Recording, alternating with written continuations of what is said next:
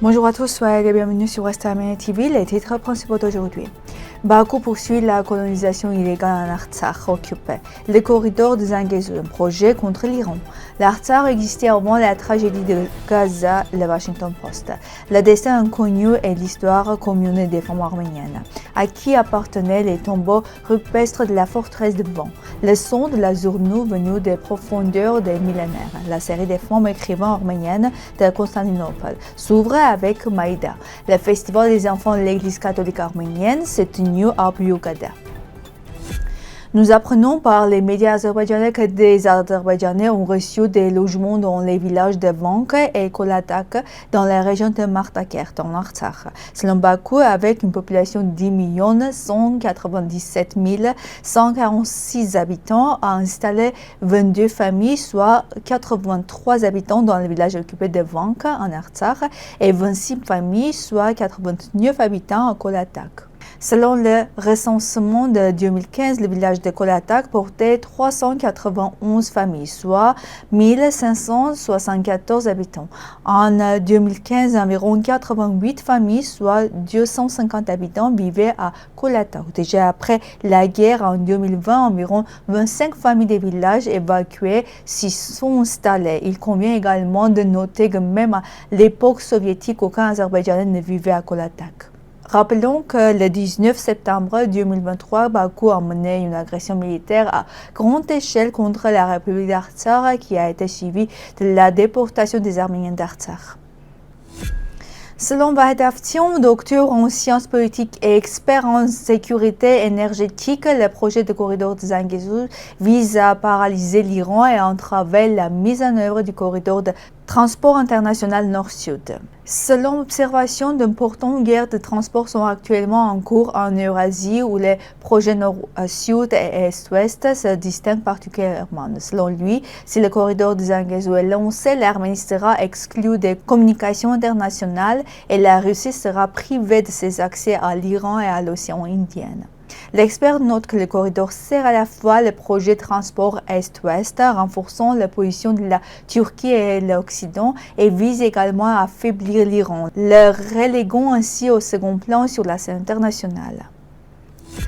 Publication Facebook de Lily Kassian, membre du groupe Arménie de l'Assemblée nationale arménienne. Ishran Taroul, chroniqueur au Washington Post et analyste politique international, écrit « Avant la tragédie de Gaza, il y avait l'Artsakh. Pendant des siècles, des gens y vivaient sur la terre de leurs ancêtres et se retrouvaient parfois assiégés par des combats locaux. » L'escalade et l'aggravation du conflit ont entraîné des blocus, des famines et finalement des déplacements de population. Ce qui se produit est un nettoyage ethnique et le monde n'a rien fait pour l'arrêter. Il ne s'agit pas de Gaza, mais de l'Artsakh. La vie de Lutfiye Belgemian est malheureusement inconnue. Son nom n'est mentionné dans aucune archive et seule cette photographie est restée comme témoignage. Pourtant, son histoire symbolise celle de milliers de jeunes filles arméniennes qui ont subi le même sort pendant le génocide.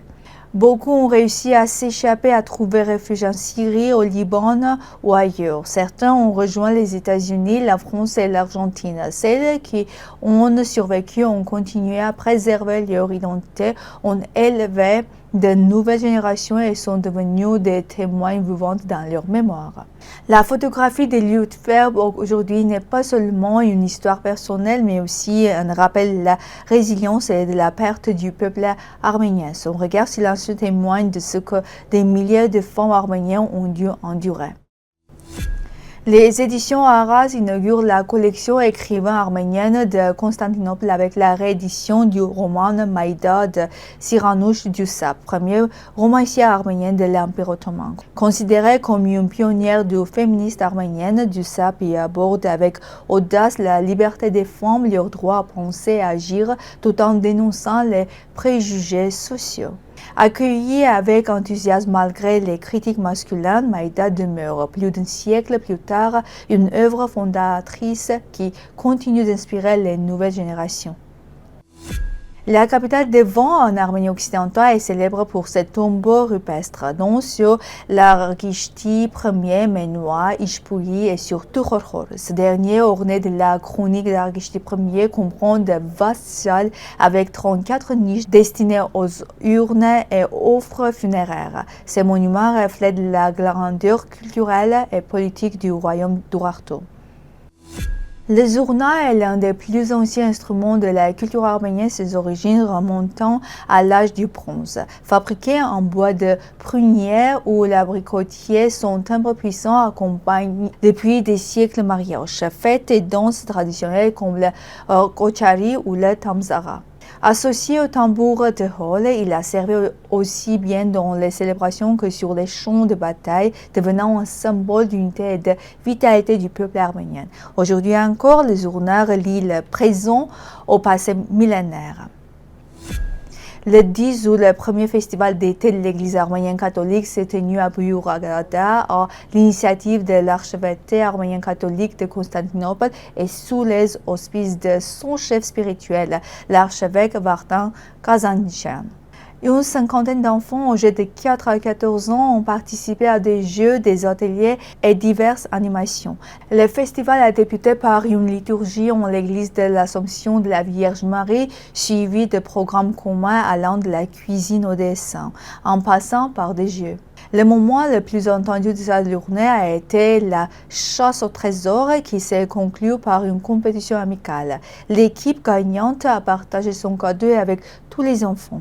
Vartan Kazanjian a souligné dans son discours que cet événement continue une étape importante dans la restauration de la foi de la communauté. Le festival s'est terminé par une photo de groupe mémorable au coucher du soleil.